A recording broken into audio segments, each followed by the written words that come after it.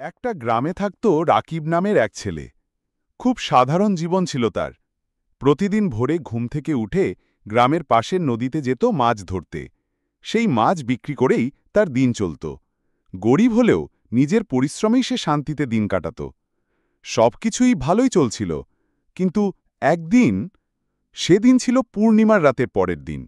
নদীর পানি ছিল অস্বাভাবিক রকম ঠান্ডা, আর চারদিক কেমন অদ্ভুত নিস্তব্ধ। রাকিব খুব ভোরে নদীর পাড়ে গেল, কিন্তু আজ যেন কিছুই ঠিকঠাক মনে হচ্ছিল না।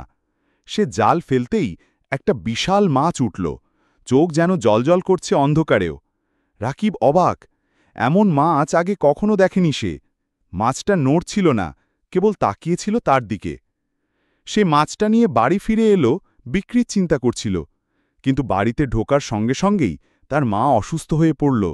বাড়ির মোড়ক ডাক দিল না, আর তার ছোট বোনটা হঠাৎ করেই কেঁদে উঠল বলে, ওটা মাছ না ভাইয়া, ওটা মানুষ। তখন রাকিব হেসে উড়িয়ে দিল কথাটা। কিন্তু রাত বাড়তে থাকল, আর বাড়িতে অদ্ভুত অদ্ভুত শব্দ শোনা যেতে লাগল। মাছের মতো ছপছপ আওয়াজ, যেন কেউ ঘরের ভেতর পানির মধ্যে হাঁটছে।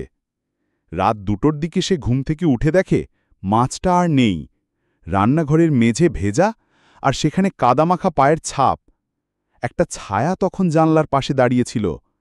সে ছায়া কিছু বলছিল না, কেবল তার দিকে তাকিয়েছিল সেই একই জলজলে চোখে, যেটা ছিল সেই মাছটার। তারপর কি হল? রাকিবের আর জ্ঞান ছিল না। ভোরে লোকজন এসে দেখে সে এক কোণে জড়সড় হয়ে বসে আছে, আর ফিসফিস করে বলছে, ও মাছ না ছিল, ও এলো ওই নদী থেকে, আমি ওকে ভুলে ধরেছি। এরপর থেকে কেউ আর রাকিবকে নদীর ধারে দেখতে পায়নি।